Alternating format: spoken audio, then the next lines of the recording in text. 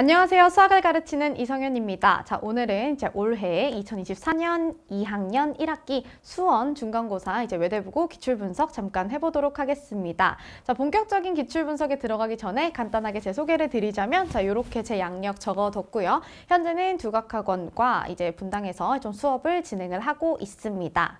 자, 그런데 우리가 기출분석에 본격적으로 들어가기 전에, 자, 외대부고 2학년 수원, 정말 여러분들이 처음에 시험 범위를 보고 너무 깜짝 놀랐었던 시험 범위죠. 그래서 여러분들이 대비하기에 많이 힘들었을 텐데 정말 수고 많았다고 얘기를 해드리고 싶고요. 그래서 기본적인 기출 분석 과정을 통해서 여러분들이 기말고사는 어떻게 준비를 해야 하는지 살펴보도록 하겠습니다.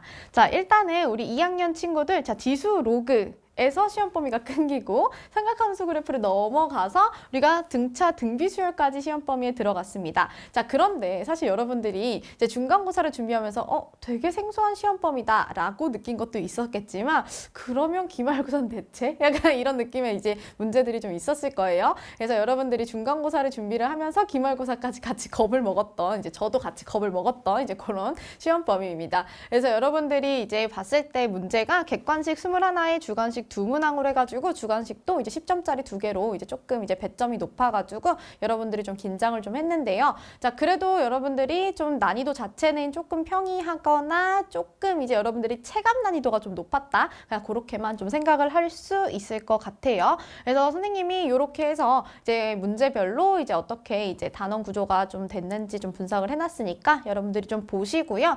자, 근데 단원별로 봤을 때 지수, 로그, 등차, 등비까지 했을 때 정말 평이하게 났는데요. 자, 그래도 지수에서 조금 문제가 많이 났어요. 왜냐면 지수가 여러분들이 순서상의 개수를 세는 거라든지 심화 문제로 갔을 때 시간을 많이 잡아먹을 수 있는 문제들이 많이 몰려있기 때문에 여기에서 문제가 좀 많이 출제가 된 것으로 보입니다. 자, 그래서 총평 해보자면요. 되게 평이한 수준으로 출제가 되었지만 여러분들이 굉장히 시간이 부족했을 거예요. 그래서 여러분들이 항상 시간 싸움의 문제는 우리가 졸업할 때까지 안고 가야 되는 문제니까 여러분들이 좀 반복 숙달 항상 필요하다는 거 좀 생각을 해두시면 좋겠고요. 자, 그 다음에 문제가 하나에 치중돼서 나오진 않았어요. 평가원 기출에서도 출제가 되고 수능 특강 시중 문제집에서도 다양하게 출제가 좀 되었기 때문에 여러분들이 정말로 수학 실력 자체가 높아야 하고 여러분들이 폭넓게 좀 공부를 했어야 한다, 그렇게 말씀을 좀 드리고 싶고요. 그래서 시험 범위가 좀 일반적인 범위가 아니라서 여러분들이 쉽게 구할 수 있는 기출이 없었을 거예요. 그래서 저는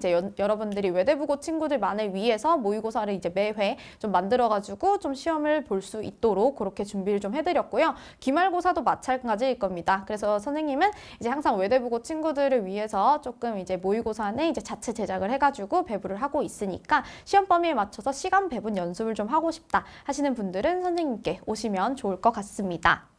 그래서 객관식과 서술형 특이사항을 좀 봤을 때요. 객관식은 15번, 19번, 20번, 그리고 21번까지가 있는데 여러분들이 21번에 중등기하 쪽에서 문제가 조금 나와서 여러분들이 크게 당황했을 그런 문제가 좀 나왔고요. 자, 19번, 20번 되게 많이 어디서 봤다라고 하는 느낌이 좀 있지만 여러분들이 실제로 딱 봤을 때 뭐야, 막상 들어가 보니까 안 풀리는데 뭐야, 좀 이상한데 했던 좀 약간 좀 익숙한 문항의 낯선 변형, 그런 느낌으로 좀 생각을 해주셨으면 좋겠습니다. 자, 그리고 15번은 우리가 상용 로그의 활용 그렇게 나왔고요. 서술형 2번은 제곱근의 대소 비교라고 해서 여러분들이 제일 어려워하는 부분이죠. 그래서 여러분들이 여기서 많이 좀 힘들어 했을 거라고 생각이 좀 듭니다.